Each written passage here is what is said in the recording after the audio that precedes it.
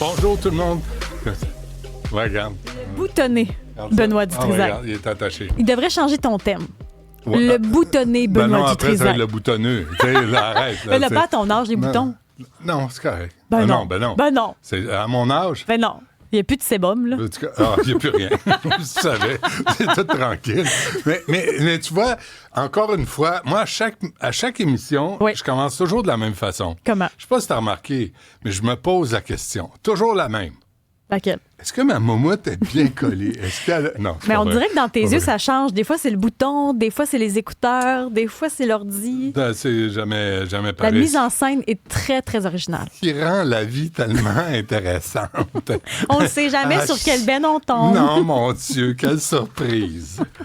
C'est pas sur Ça quoi nous lequel rend tu vas tomber. Sur le qui-vive. Oui. Disons, midi et quart, parce qu'il ne pouvait pas avant, on aura le président directeur général de l'Association des professionnels du dépannage du Québec, qui est allé à un comité parlementaire à Ottawa le 28 janvier dernier.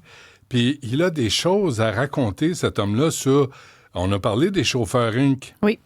On a parlé des remorquages. Je ne sais pas si tu te souviens, en mars 2017, sur la 13, 300 personnes, 10 heures de temps coincées dans la neige parce qu'il y a un coin-coin qui a refusé. Mais il paraît que non. La juge a dit non, finalement, il n'y a pas eu de conséquences. En mars 2017, là, C'est il épouvantable. n'a pas voulu se faire remorquer. Il n'aurait pas voulu se faire remorquer. Les gens sont restés 10 heures coincés dans la tempête. Le ministre des Transports, Laurent Lessard, était déjà couché. Littéralement, là, pas de blague. Il était déjà couché. Je l'invente pas. Qu'est-ce que tu veux? J'étais là, ça fait longtemps que je suis là. Je sais, mais je me suis comme rappelle. une momie, moi, qui se lève. C'est pour ça que t'as pas de sébum. Mais non, C'est pour ça que j'ai plus rien. Je taboute.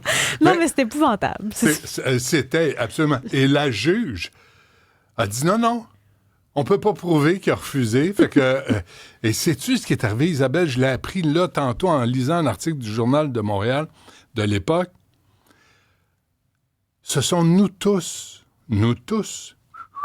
qui avons compensé les automobilistes qui étaient coincés dans la tempête. Pas la compagnie, pas le chauffeur Inc. Sacramouille, nous tous, on a compensé les automobilistes coincés. Oh, chat. Légèrement. Bref, on va en parler à midi et quart. Aussi, à 11h, il y a cette mesure annoncée par le gouvernement de Mark Carney pour bonifier le crédit pour la TPS. Ça va coûter 12,4 milliards de dollars sur 5 ans. Mets ça sur la carte. Il y a de la place. C'était même pas dans le budget. C'était pas dans le budget. Tu sais, il avait Pas de marge annoncé de 78 milliards. Ouais. Hey, la carte est pleine. On a une marge, là. On a un petit peu de lousse là-dessus. Plus ben. Sincèrement, elle commence à être loadée. Puis, on va aussi avoir tantôt à 10h le chef de division à la direction de la prévention service de sécurité incendie de Montréal, le CIMBREF. Mais tu on dis ça va... dans un seul souffle, hein? Oh, à peine. Mais là, on va abolir bientôt les feux d'artifice, là, les feux de Bengale. Oui. Parce qu'il y a des imbéciles qui utilisent ça en milieu urbain, en milieu résidentiel. On l'a vu en Europe beaucoup. Il y a eu des incidents spectaculaires, là, tu sais, des tatas qui ont allumé ça, et on le voit à Berlin. Je pense en 2024, on a des images de ça. Le feu d'artifice va directement dans un appartement où dormait un enfant. Fait que, bref, à Montréal, on a décidé d'agir. Hey, sais-tu quoi? J'ai 2 mots. Bravo. Oui. Deux syllabes. Non, 2 mots. 2 mots. Bravo. Il y a un petit... Ouais. Non, mais c'est vrai que oui, parce que des feux d'artifice, il y en a beaucoup. Puis les feux de Bengale, ça nous ramène à la tragédie qui a eu lieu Oui. dans le temps des En fêtes. Suisse. Feux de Bengale, il y en a dans plusieurs bars, d'ailleurs. Là, ça, c'est utilisé couramment. C'est vrai? Oui. Je sais pas, je sors pas. Oui. Oui, parce que quand il y a des J'ai anniversaires plus de ou... sébum. Fait que je sors pas. c'est dangereux, c'était pas de sébum. T'as Ok. pas ta couche protectrice. Ah, j'ai pas de couche. Non, puis on le voit dans plusieurs bars, ça, les feux de Bengale. C'est pas nouveau. Là. Ah Je oui, me hein? demande pourquoi certains sont surpris. Là. Ben, je sais pas pourquoi on les utilise. Bref, c'est quoi le but? Donc, c'est ce qui s'en vient à cette spectaculaire émission. Hier, en passant, on recevait Denis Saint-Aubin, président de l'Association des inspecteurs en bâtiment du Québec. Plein de courriels. T'étais là, hein? Tu J'étais- l'as vu, hein? T'as été témoin de la chose. J'étais-tu là? T'étais peut-être je sais plus pas là. si c'était tout là, mais t'étais là. On avait des courriels et des messages et des appels. Puis là, il fallait que, je passe à l'autre segment. Là, je peux pas vraiment faire ce que je veux dans la vie. Comme t'es là pour aider, Hein? le cœur sur la main. Ben, je me suis dit, on va ramener des gens et des témoignages sur vraiment de très, très bons inspecteurs en bâtiment, ce que les gens ont vécu. Puis on a d'abord Yves avec nous qui veut nous raconter ce qu'il a vécu. Yves, bonjour. Bonjour, M. Dutrisac. Ah, Benoît, c'est en masse, là, si vous saviez. Là, vous nous avez... Yo Ben. Yo Ben, non, ça... Non, il y a M. Dutrisac, il y a Benoît, puis il y a Yo Ben. OK? Et puis, hey, le gros. Ça, c'est mes enfants. Hey, gros. Mais bref. Yves, merci d'être avec nous. Puis j'ai lu votre expérience, là. J'aimerais ça vous entendre la raconter parce que je pense que c'est important de donner la parole aux gens sur les inspecteurs en bâtiment.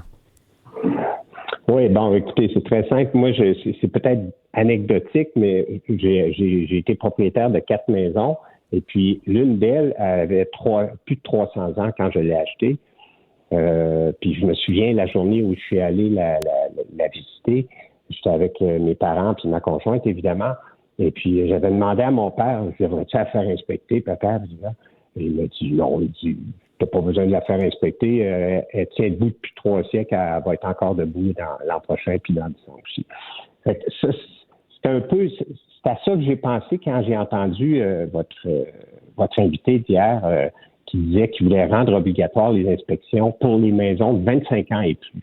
Ça m'a un peu fait sursauter parce que moi, je pense que c'est le contraire qu'il devrait faire. Il devrait faire inspecter les maisons qui viennent d'être construites avec un brin sur rien puis du papier sur le toit pour couvrir. Juste une anecdote, la maison en question, il y avait une toiture qui avait 75 ans dessus. Là. Il fallait la changer, on était rendu là. Mais 75 ans, trouvez-moi-en aujourd'hui des maisons qui sont capables de durer ça, une toiture de maison. Ça existe plus. Bon, puis là, il y a 2 ans, je m'achète une maison pratiquement neuve, elle avait 5-6 ans. L'inspecteur il vient faire son travail, il me donne son rapport, j'achète la maison, mais depuis que je suis rentré dedans, je voyais que des défauts sortir. Pas d'antibélier, ça tuyauterie, ça claque, ça vibre, ça cogne dans les murs. De l'eau qui rentre par une fenêtre qu'il a fallu que je fasse réparer. L'isolation de la porte principale, il a fallu que je la refasse parce que on aurait pu éteindre une allumette en plaçant vis-à-vis la haut de cette porte. Enfin, j'arrête là. Tout ça pour vous dire que c'est ce que votre invité vous a dit hier, c'est pas ça qu'il faut faire. Les maisons, je pense, puis j'ai même demandé à ChatGPT avant de vous parler ce matin, les maisons construites du 18e siècle aux années 50 sont beaucoup plus solides que les maisons qu'on fait aujourd'hui. Pourquoi? Ben, je pense que vous le savez, M. Dutrisac. Je pense que c'est des normes. Il faut que ça soit fait. Vite. J'ai l'impression que comme au Moyen Âge, là, on traverse une période sombre. Nos infrastructures ils se détériorent rapidement. Les matériaux modernes semblent incapables de résister au temps. Et tout probablement, c'est, je ne sais pas, dicté par des impératifs économiques. Là. Le coût des matériaux, encore une fois, à cause, dit-on, de la pandémie, a tellement explosé que là, on tourne les coins ronds, puis on veut utiliser tout ce qui est en rabais, mais le prix des maisons a quintuplé.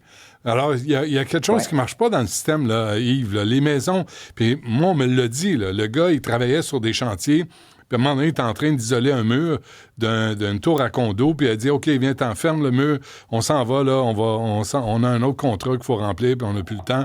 Là, je pense qu'on vit ça. Là, vous me dites, maison de 325 ans, solide, vraiment, il fallait juste s'entretenir. Un toit de 75 ans que vous avez dû remplacer. Là, une maison de 2 ans, puis il y a toujours du bisounage à faire, toujours des réparations, toujours à corriger. Hey, la dernière nouvelle, Benoît, je vous appelle Benoît. Oh, oui, c'est parfait. La dernière nouvelle, il a fait moins 30 la semaine passée, en fin de semaine. Ouais. J'ai un thermos qui a éclaté. J'ai un thermos qui a éclaté. Puis là, je suis allé voir sur ChatGPT. Ben oui, c'est normal, c'est les thermos modernes, vous savez. On met pas ça dans des cadres de bois. Maintenant, on met ça dans des cadres de plastique, d'aluminium, de je sais pas quoi. Donc, aucune rigidité, aucune... C'est fou, là. Mais là, Yves, vous n'avez pas de recours? Ben non, j'ai pas de recours. C'est une construction neuve, c'est 5 ans, la garantie. Puis c'est pas des vis cachés. Là. Celui qui m'a vendu la maison, il me l'a vendu de bonne foi. Moi, je vais l'entretenir, je vais réparer, puis je vais la vendre de bonne foi. Mais vous savez, dans 30 ans, peut-être que le toit va s'effondrer. C'est fait un brin sur rien. Aujourd'hui, c'est du 2 par 4. C'est vrai.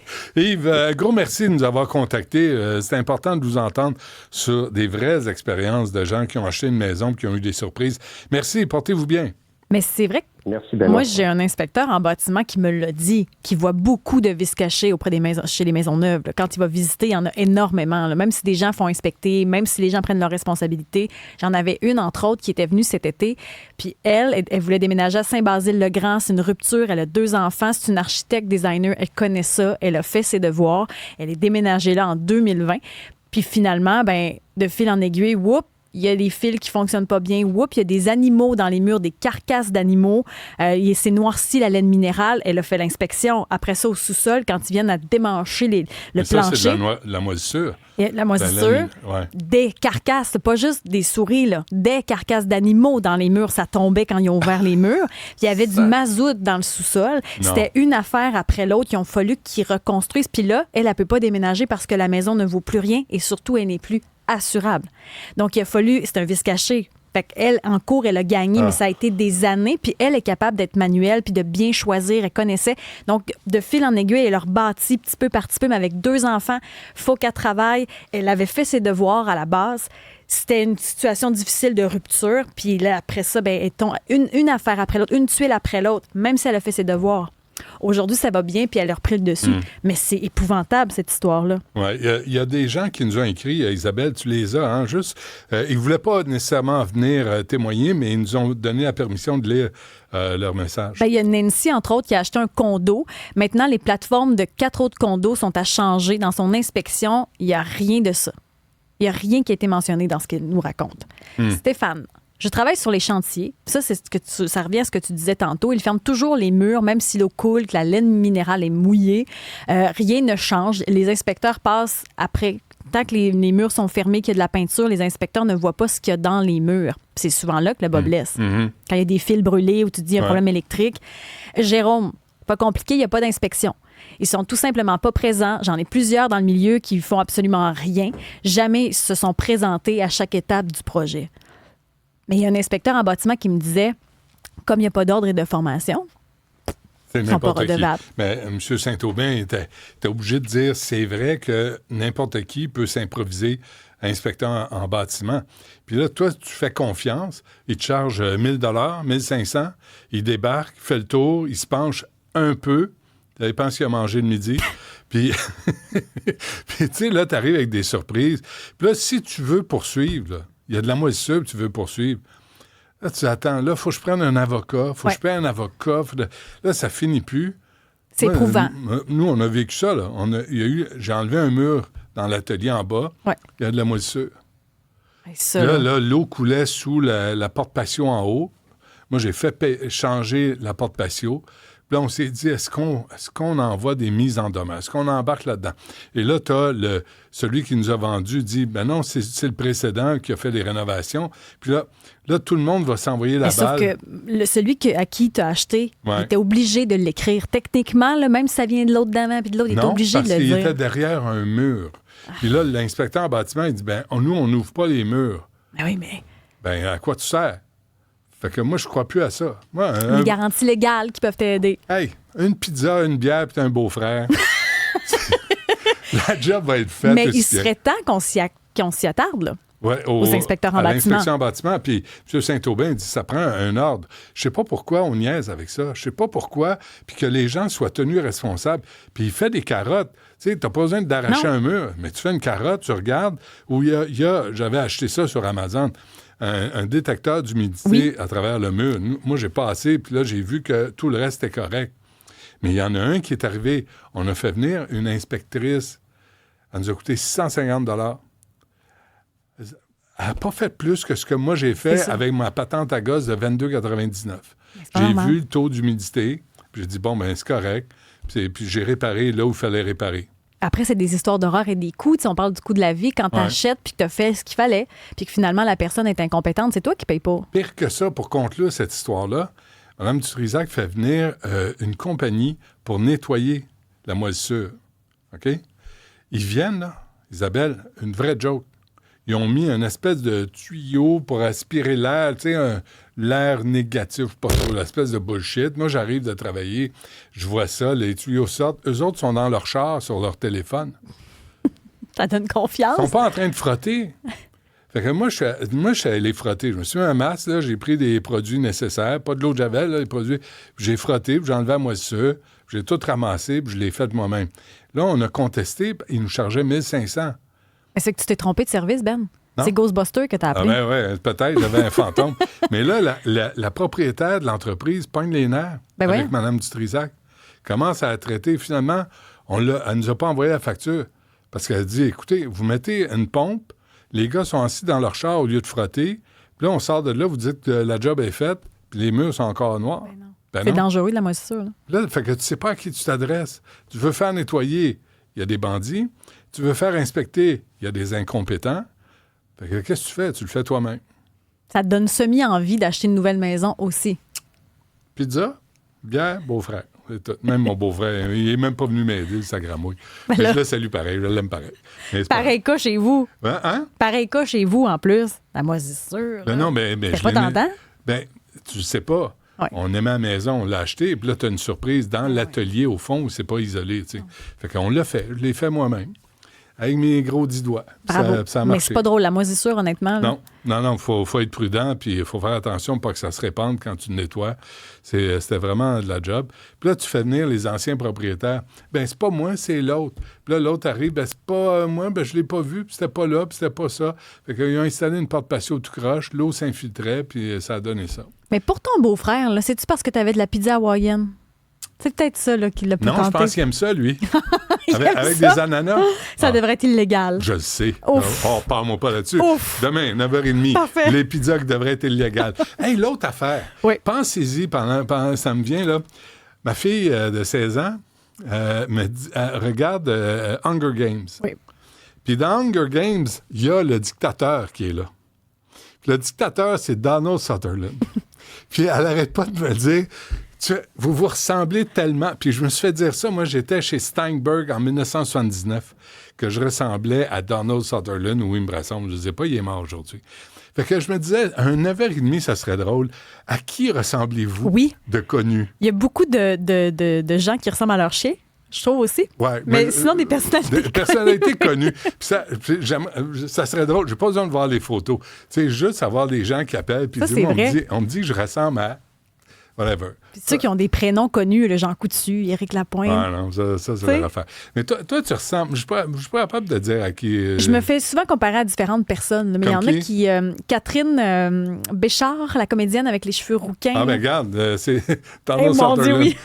Ah non, mais ma fille est là, puis elle dit, j'en reviens pas, ça se peut pas, vous avez, tu sais, les... En tout cas, Mais oui, là, à part- mais c'est la stature que vous avez de pareil aussi, là, ce que vous dégagez. Oui, c'est ça. Mais qui a joué, en passant, Casanova, Donald Sutherland. C'est un acteur canadien Ben qui oui. aimait beaucoup les expos, qui était souvent au stade pour aller voir les expos. À Il doit l'époque être déçu où maintenant. Montréal, ben, il est mort. Tu sais, Il est mort déçu. il est mort déçu. Ouais, moi, ça arrive pas mal à tous les hommes. C'est ça. Ça finit pas mal Mort de même. déçu. Qu'est-ce que tu veux faire? Alors, on revient après cette pause.